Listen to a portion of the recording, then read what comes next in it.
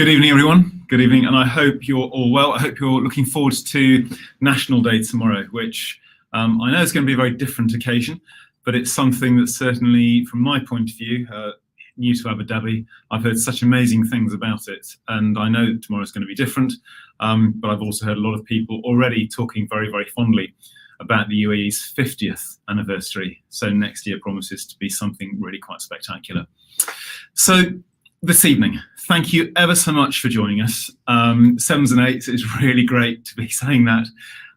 It's sort of got to this point where we've talked about it, we've hoped, we discussed, done a lot of what-ifing, and now we're at the point of having some concrete plans in place and looking forward to you being back home, being back where you belong, in school in January. It's fantastic news. So this evening, I'm going to be joined by Ms. B. Ms. B is going to be joining with me to take questions after I've done a short presentation.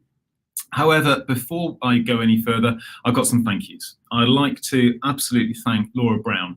She's just done fantastic work throughout this term with the operational stuff, making sure we're absolutely where we need to be. With Tim McConnell-Wood, the two of them have just been awesome. Huge thank you to Damien Ward and to Matt McNaught for the work they're doing on the timetable. Thank you also to Debbie Story for her work that she's been doing behind the scenes to make sure that this happens so smoothly. I think there are two teams, and that's the Year 7 tutors and the Year 8 tutors, who absolutely deserve special thanks. And within those two teams, there are two people, Mr. James and Mr. Floyd, who have just been fantastic, really, really appreciative of all their work, their energy, their enthusiasm, just so committed, not just to the school, but to your children. So thank you. And I suppose the final thank you would be thank you to you, that's parents and pupils, for your patience throughout this tricky period. So this evening, please do feel free to put questions into the chat. The questions that we can get to and that are going to be useful for us to be discussing as a whole will be ideal. For those that we don't get to, we're going to be producing an FAQs, a frequently asked questions document. That will be coming out by this time tomorrow evening. So in the next 24 hours, that will have been compiled as well. So without any further ado, I'm just going to push on with a short presentation.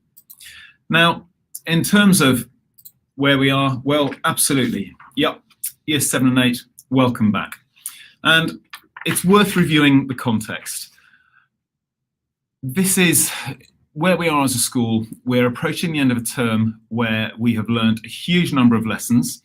We have gone from 0 to 90 very, very quickly. In my previous presentation to Years 5 and 6, I talked about all hands on deck at the start because we were dealing with a situation that was unfamiliar to all of us. Now, from our point of view, our 7 and 8, we've learned a lot of lessons. We've got some really good insight, and I honestly think that we're in a really good position to move forward with some purpose and some decisiveness as well. So we're well into the third phase of our Return to School programme. The educational element, but we've already done a lot of work. So we're confident with what we're doing with safety. We're confident with what we're doing with our social support as well once we're in school. Just to give you an idea of the level of scrutiny, our most recent ADEC inspection was today. And the feedback that I received was that the inspector left the school site happy, very happy with what we're doing. We're not complacent. And we're not going to become complacent anytime soon because we need to be getting this right. As we've got used to the systems, quite rightly, parents have been saying we could do with a bit more academic rigor, and that's right. The social consequences of the greater academic rigor are being discussed. So if we're going to work harder at the academics, what does it mean can get lost in the mix in the meantime? So we're thinking carefully about that. But of course, throughout all of this, our aim is to make sure that our children's well-being and welfare is an absolute priority, but that's something that we need to achieve as a priority, but we then need to build an awful lot on top, such as that intellectual growth, which is essential to a Cranley education. So forgive me if these are familiar, you've heard these before, but I think it's worth repeating. It's a maximum of 15 children physically in each bubble. So a bubble is a secure group of children. The reason it's so important is because this basically puts the fire breaks in place should there be a positive case. Each bubble has to be COVID secure, by which I mean we need to make sure there's distance around each of those bubbles. We need to make sure that we are really clear about the number of adults who are in and out of those spaces. And we need to make sure that that is maintained at all times. Still, there are a number of subjects that cannot take place in school. We are really missing our PE. We're really missing our sport. We're really missing our singing.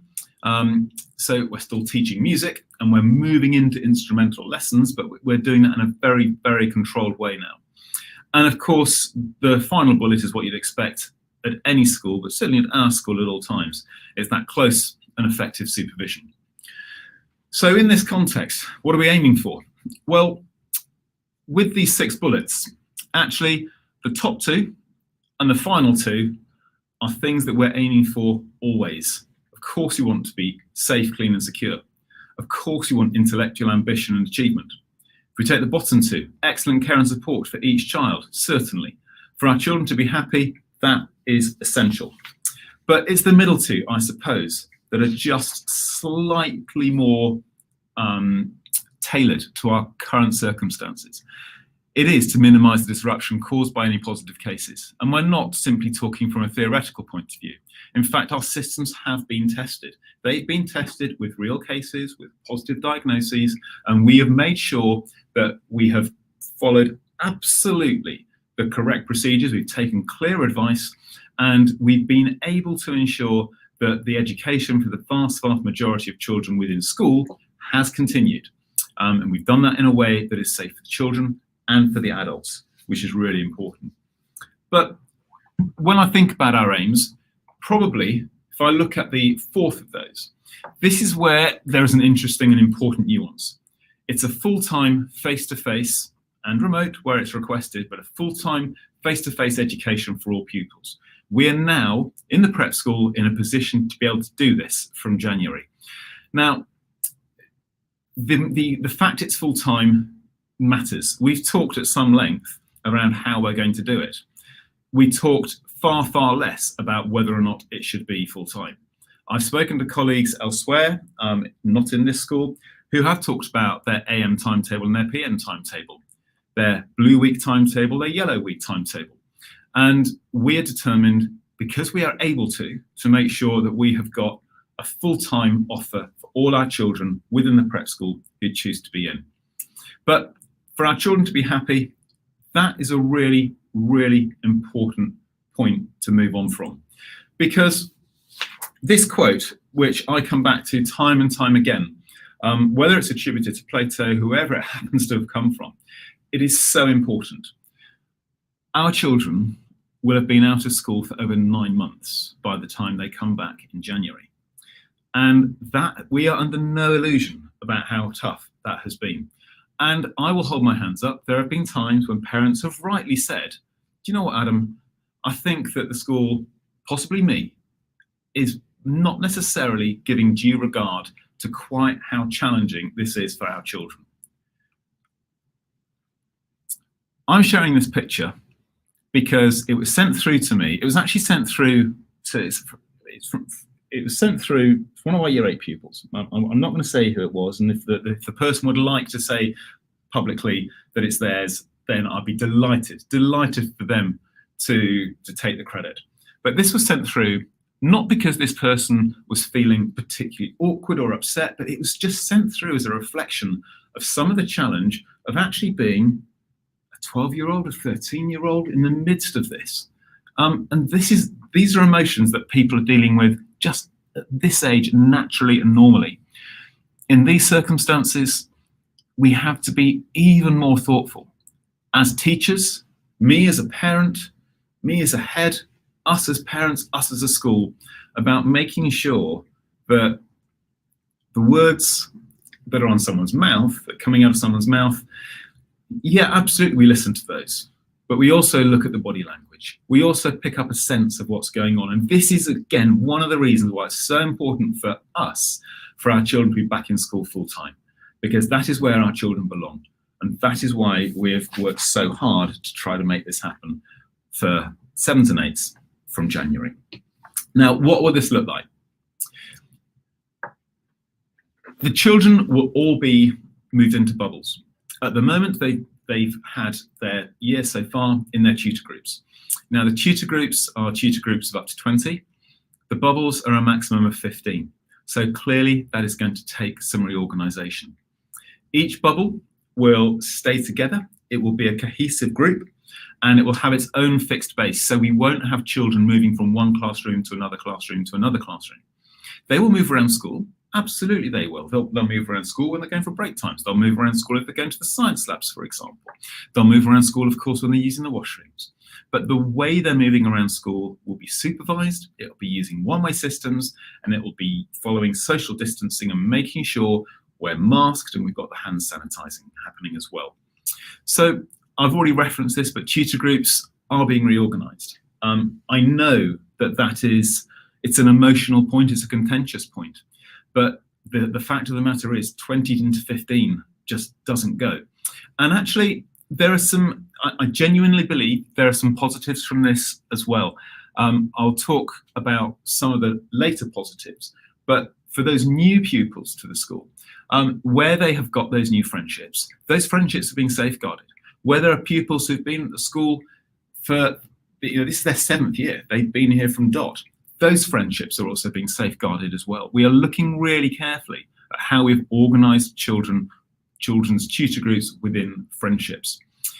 One of the advantages, again, they'll be in their base, but teachers for maths, English, and for a number of other subjects will visit the bubbles to teach those groups face to face. Now, that's got to be so much better than remote learning. Some subjects will be delivered remotely, but this is likely to be a minority. This is simply because if you have a teacher who is teaching, say, 4 or 5 different classes, clearly you can't have a COVID-secure bubbles if those teachers are moving from in and out of 4 or 5 different classes. So again, that's another factor in our timetabling. We will be able to use the science labs. We need to work hard and make sure the logistics of that happen. So there's a deep clean between each bubble going in, but that is going to happen. There is a new fuller timetable, and one of the questions I was asked was, will there be free periods? Will there be as many free periods? The answer to that is no, there won't be. The timetable is going to be a full face-to-face timetable, as you would expect. Location. 7 and 8 are going to be on the ground floor of the senior school building, and I know it's already prompted some questions about mixing with other year groups, so 9, 10, 11. Because we're used to making sure we can get pupil movement really carefully managed, there are going to be clear one-way systems, clear points of entry and exit, and those things, we've already worked our way through them. Those are logistical solutions which we are confident that we can put in place. Hand sanitizing, of course. Face mask, yes, of course, and they are worn at all times. That is something which actually the children will need to get used to when they are in school. Even if they're outside on the field, face masks on. In fact, the only time they're not being worn is when they're eating and drinking. I'm allowed to not wear mine now, even though it is quite literally within arm's reach, simply because I'm in a room on my own and the door's closed. So timetabled access to shared facilities. So everything works from a timetable, and that timetable is very, very carefully worked out to make sure that everyone gets the equal opportunity to use those important facilities like the shared field, but also to make sure we avoid those situations where you might have 2 year groups going in opposite directions at the same time. It won't happen. And pick up and drop off times, the tutors will be getting in contact with you to explain in detail what the precise pick up and drop off times are as we go through. So the organisation of the groups. The 6 tutor groups, I've talked about 20 into 15 doesn't go. It will look something like this. So you will see this isn't an odd one out competition. You can see fairly easily that F is the odd one out. We're going to be running, having surveyed the children who are going to be coming back to school, we know we're going to need to have 7 bubbles. The way we're going to make sure we manage that is by taking that final bubble and actually turning that into 2 separate bubbles. So there'll be, as the children are taught, those children, and as they're grouped, those children in bubble F will be a band of children who are currently higher attainers. This will mean that they are going to be, we're going to be a slightly larger group, but no remote learners in there. There will be not just a teacher, but also a dedicated teaching assistant in that space as well. So in terms of the ratio of adults to children, and able, competent, qualified adults to children, we're going to be able to support there too. But this isn't simply about numbers of children. It also is about the amount of space that we've got. Because although we're a school where we're fortunate to have plenty of space, if we need 25% more classrooms, then suddenly finding a 25% increase in capacity is tough. So how have we made these decisions? How are we trying to organise this? Friendship groups is vital. It's absolutely central to it. So the children have been surveyed. I asked the children, I asked the 7s and 8s when I've done drop-ins to tutor time sessions, how do you think we should be going about this? And friendship survey, friendship survey, friendship survey came back again and again. I talked about the review of broad attainment levels. We're not breaking the year group into rigid, fixed academic streams. What we're doing is finding the ways to ensure that we can have a slightly larger group with 2 bubbles that have slightly more focused teaching, and without the teachers trying to deliver remote learning simultaneously as live face-to-face teaching as well. We're also looking at the availability of tutors and teachers. This is important because what we need to understand from our point of view as a school is, just as we can't have children mixing between prep and senior bubbles, nor can we have teachers. So where there are teachers who've got dedicated GCSE commitments, A-level commitments, EPQ, extended project qualification commitments, they quite rightly need to be moved firmly and squarely into the senior school bubble. So we will then be looking at the teachers and tutors that we have available to support us within the prep school. There's a new timetable. I know Ms. B will talk more about this as well. Use of flexible spaces, which is a really important one, and I'll come on to that in a moment.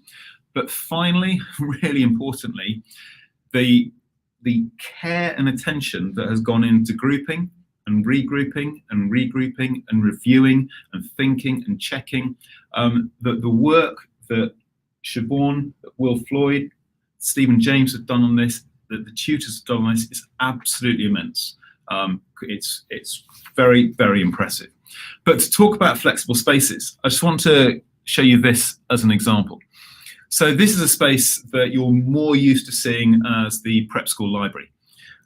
In showing you this rather stark classroom style layout, it looks rather like an exam hall's been set up for GCSEs and A-levels, university exams. This quite simply is because we need to make sure there is that 1.5 meter distance at least between each child. But then if you look, splitting the room halfway down are these Perspex screens. Now these Perspex screens have been approved by ADEC for us to be able to use to take larger spaces with 2 or more entrance and exit points for hosting 2 groups in one space. That screen still is considered as a COVID secure bubble. So that gives you an idea of what I'm talking about when I'm talking about flexible spaces. How we're using these spaces, and again, we've got some tried and tested methods from what we've already been doing this term. It helps us to make sure that we can have as many children back in as who want to come back in, but it also means that we're able to make sure we can teach in a way that is going to be supportive, effective, and focused, targeted for your children as well. It was interesting, it was a question I was asked through the 5 to 6 webinar about outdoor classrooms. And outdoor teaching, we're trying to do as much as possible. We've got a Wi-Fi signal right across the field. But outdoor classrooms, we would need to make sure that the tech support, the electrical support, the cabling runs out there, because getting the hardware set up in terms of furniture is fine, but actually the logistics of moving high value equipment in and out, charging ports for iPads, it suddenly becomes a lot more complex, and the novelty of being in an outdoor classroom for a week may wear off after a month or 2 months. So we're really keen to make sure we've got our teaching spaces as well equipped as they can possibly be. That is what you'd expect. I completely understand. So I think the question now, the big question, when will you know the details? And the details are going to be made clear on Sunday. On Sunday the 6th, there'll be an assembly to start the week, and the assembly will be for 5, 6, 7, 8. At the end of the day is the dedicated tutorial time, during which time for the children who are the 7s and 8s will be invited to a Google Meet with their new tutor. So there are 2 big benefits from that. One, of course, is they'll meet their new tutor. The other, just as important, is they will work out who the other children are in their tutor group, who their friends are. Now, this is then going to be followed up in the evening, later in the day, direct contact from your child's tutor, introducing themselves to you. Quite rightly, you're going to want to have the opportunity to meet the tutor, and we're going to be holding a Meet the Tutor evening early next term. Now, one thing that I would ask for, and I think this is something I would always ask for as a head, but that is you entrusted our school with the single most important and precious thing in your life. There is nothing more important to you than your children's lives, and I know, I'm a parent, and in choosing the school that is going to be the school for you, and the school where you are going to be, there we are, the school where you are going to be investing your time, your energy, and after remote learning, you are more invested in your child's education than you could ever possibly have been before. It's about trust. And I cannot look you in the eye and say, do you know what? We are going to get this perfectly right, because it just won't happen. What I can say, and I can promise, and I don't make many promises, but I can promise you that we are absolutely doing our best to do our best for your children. And if things don't work, then I promise you we will do our best to sort them out. But in many respects, it's pretty similar to starting a new year. In fact, Mr. Floyd hit the nail on the head. He said, well, Adam, you know, it's the start of a new school year, isn't it? And it's not just 2021, it is the start of this year in so many, many respects, for not just 7 and 8, but also 5, 6 actually as well. And always, I've been ahead long enough to know when you get to the end of a school year, you work out, you're told as a parent who your child's tutor is going to be next year, who the friends are going to be. There's often a little bit of unease. There's going to be a little bit of uncertainty. How's it going to feel? What about this? What about that? And as a head, I will say to you what I'd always say in that circumstance. If there is an issue, then absolutely we will deal with it. If there is an issue, we will monitor it. And if we get, say, it's a half term and things clearly are not working, then we will have resolved it. We will have resolved it by then, okay? It's in our interests to follow exactly what is in your interests as well. We want the same thing. We want happy children, we want fulfilled children, we want teachers who feel as though they're equipped and able to do their job, and we want to get a sense of momentum and energy.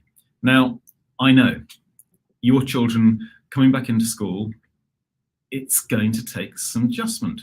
There'll be some children, just as going back to the graphic earlier from a year 8 child, there'll be some children who'll be saying all the right things, and they'll be saying the right things to me, they'll be saying the right things to their friends, and they may even be saying the right things to you. But what they'll be feeling inside is going to be slightly different. And that's human nature. That's not a function of COVID. It's just been exacerbated by COVID. So please be assured, we want to do our best for your children, and we want your children to be able to do their best when they come back, which essentially means happy, purposeful, and getting that momentum up and running as quickly as possible. So I can see there are already some questions coming in. So I'm now going to bring Siobhan into the conversation as well. Welcome, Siobhan. How are you? Good evening. I'm good, thank you. Thank you. Thank you. So, in looking at the questions, changes to drop-off times and school hours next term. Siobhan, might you be able to talk a little bit about the shape of the day? Yeah, of course.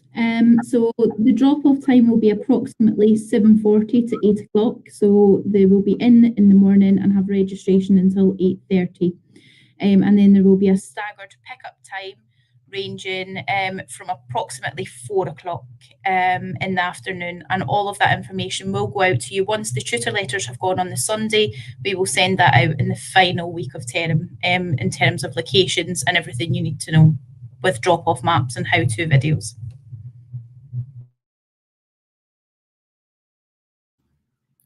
Thank you, Siobhan. There's also a question about the location of the larger groups. Yeah, so for year 7 and 8, the larger groups will still be on that ground floor of the senior school, so they will very much be together with the rest of the groups. One group will be based in the black box and the other group will be in the recital hall, and they are excellent spaces which we use regularly for bigger group activities and assemblies historically when COVID was not a thing. But I've had full year groups in there, so 30 is not a problem at all.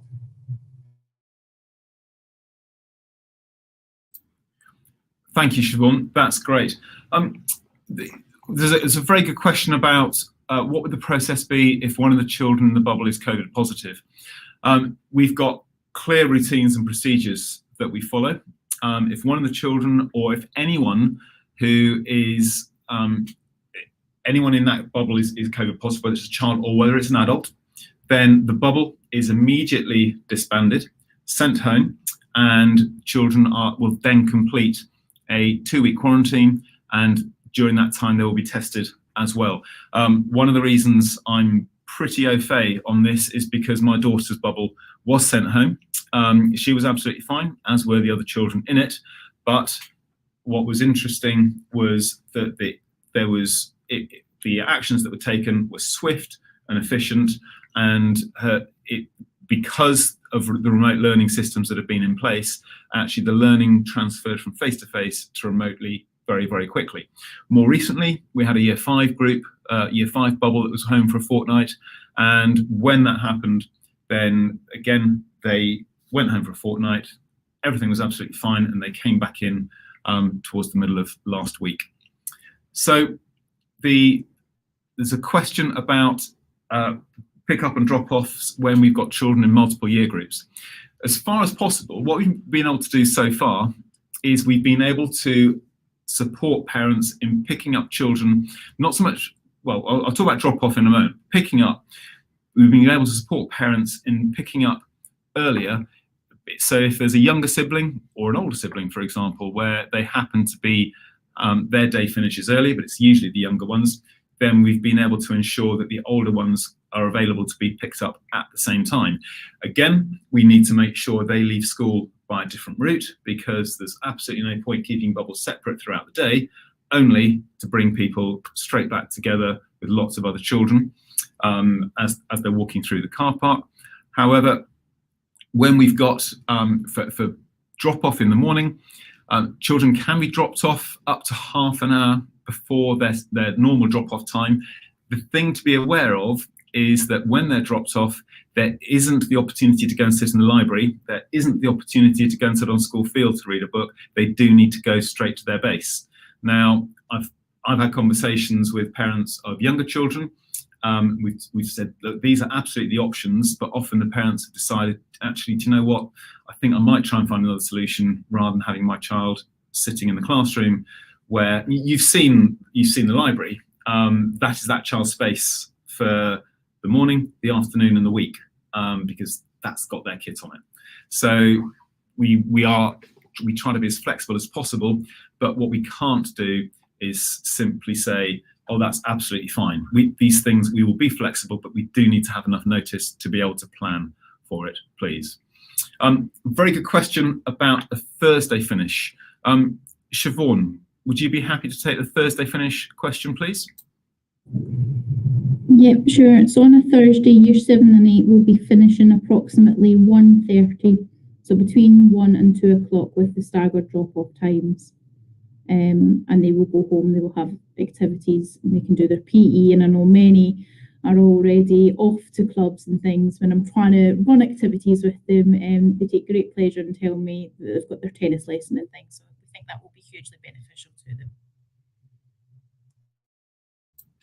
Thank you. And the other thing I think it's worth mentioning, and it follows on quite neatly from my explanation of the children being in their seat, having that earlier finish, as Siobhan said, means that children are going to be able to go off to do different things. It also means that as a teaching team, we're then going to be able to get together to do a lot of the things that at the moment we just don't get the chance to do during the school day, because teachers are on duty every break time.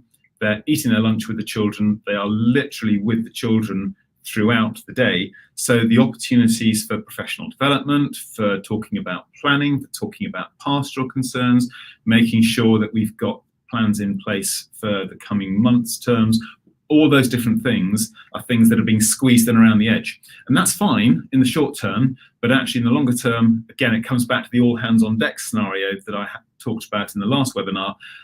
That's fine for a period, but actually at some point you've actually got to come back and just check that the course you're steering is the right course. Check that actually people have had a bite to eat. Check that people get the chance to have conversations to make sure the left hand knows what the right hand's doing as well. So in terms of pick up and drop off, I'm just looking to see the drop-off and pick-up times for year 7. We're not at the point of issuing detailed drop-off and pick-up times for every year group during this seminar, I'm afraid, this webinar. That information will come out to each parent because it's absolutely specific to the point in some cases of specific car parking spaces in terms of 3, 4, 5, 6 and their collection. So that information is bespoke, and we also do need to make sure it is staggered. We have no option over that. We have to make sure that we are COVID secure, not just from what happens once the children arrive in school, but actually how they arrive in school and how they're picked up in school, from school as well. There's a question about will the Thursday finish be for the rest of the years too? It will be within the prep school. Yes, it will. It's slightly different for foundation stage because they are still running AM and PM sessions, but from year 1 and above, it will be the same outline timetable. Okay. I'm looking for, so I'm just going to pop my glasses on. Okay. How long are the... Now look, Mr. Gibson, I can take, there's a real quick one about how long are the lessons going to be. So within the shape of the day, and apologies, I should have covered that at that point. Each lesson will be 45 minutes long. There will be 7 lessons throughout the day with a 45-minute break and a 45-minute lunch as well.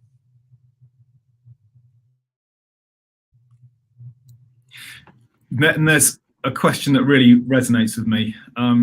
One of my greatest concerns is that our kids have been out of school for 9 months. The others were only out for 4 months. What's the school doing to ensure that our kids are being made a priority come January?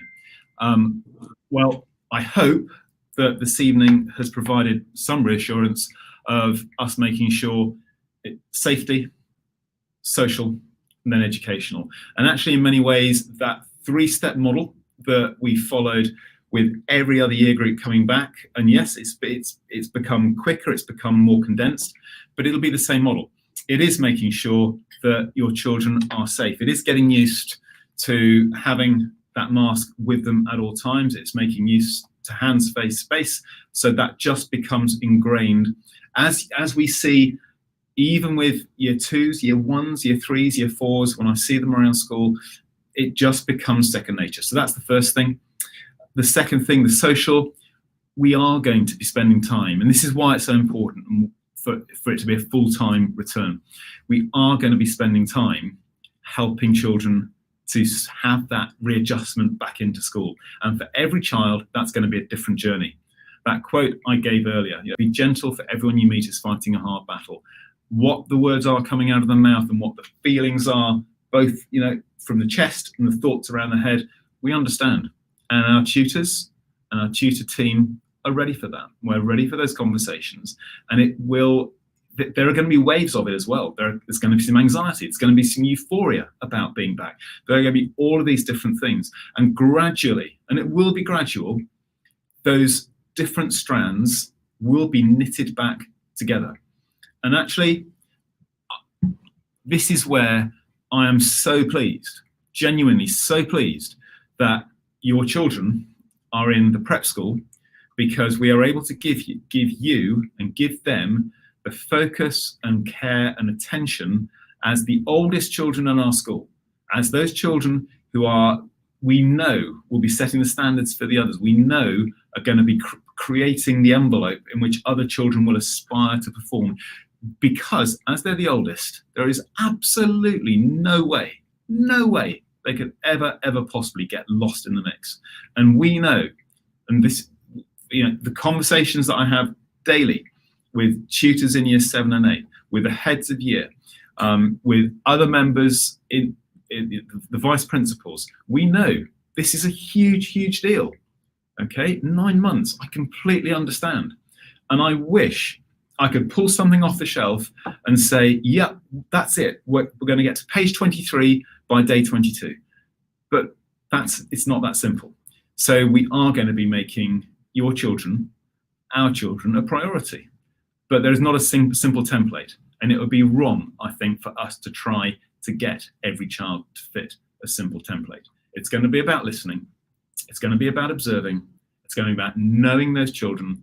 And it's going to be about skillful tutors doing what they do best, which isn't teaching. It's actually knowing the children. It's learning about each of those children. That I hope, I could pull something out of my drawer and say, this is it, this is the answer. This is the answer. I really believe that.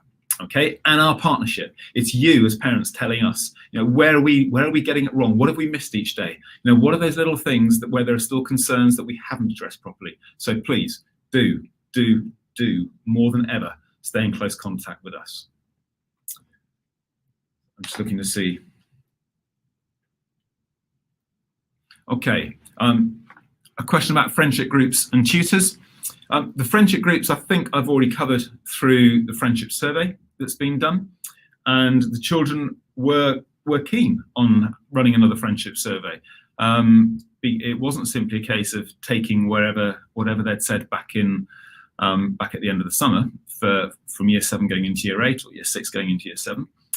They were keen on that happening. So I think the pupil voice, the pupil agency there has been really important. And in terms of tutors, I'm going to hand over to Siobhan, because I know, I don't know how many hours she spent trying to get the matching absolutely right, but I do know how carefully she's looking at it.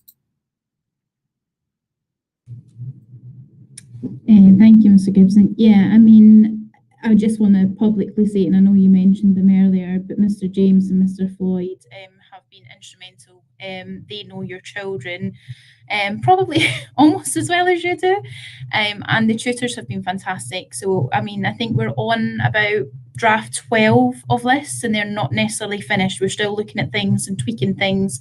They've been shared with tutors, so the tutors have all had a look at the balance and really looked carefully at the relationship, between a type of tutor who's maybe funny in character, really suiting someone that's maybe a little bit nervous about coming back to school, that will bring that fun element. So we genuinely have been through every single child, and it feeds into the question that's just come in about looking after the children emotionally. And what I would say is all of these children are our priority. Just because 7 and 8 are coming back to school, it doesn't make 3 to 6 any less of a priority. And I would also say that 7 and 8, if anything, have been even more so at the front of our mind, because they have been absent, so to speak, when they've been at home. And we will continue to do everything we can through a focus of well-being. So even, I mean, we had a meeting with the head of years just before this webinar this evening, and Mr. James is talking about recording his COVID test on Sunday, just so the children can see him having it done. If they're a little bit nervous about that, we're talking about what we need to do day one in terms of talking them through routines and making sure that the children are fully supported within their group, and they've got time to learn the new routines. It's not just into school and into lessons. we are genuinely fully aware, and I speak as someone who has taught these poor children online for such a long time, and I say poor children because they must be sick of seeing Miss B through a screen, and no matter what I do now, it's becoming more difficult to keep it fresh. And I think this will be a great turning point for those that are able to come into school. It will be great to have them in face to face, and even for those who maybe have opted not to come into school or who can't come into school, I do think even the shift in the remote learning and that being fresh and a different aspect will be really beneficial to them. So emotionally, they are very much at the forefront of our mind, and the academics feed into that. You know, the groupings have been done, so they are in a place where they feel comfortable to learn and they can ask questions and they are thriving at their level. But it very much underpins every decision that we have made. Thank you, Siobhan. I'm aware that the Year 9 webinar is starting shortly, so there are a couple of questions I will take quickly. However, I do want to remind you that there'll be an FAQs document that will be published tomorrow. One of the questions, will years 5 and 6 finish earlier on Thursday afternoon as well? The answer to that is yes. Yep. As said earlier, that's throughout the prep school, that earlier finish, and of course senior school as well. And there is also a really good question, and I think it's bears reading. I understand that keeping friends together is very important, but not quite sure about the new children without friends at school. How will they be treated? Now, I don't know who that question has come from.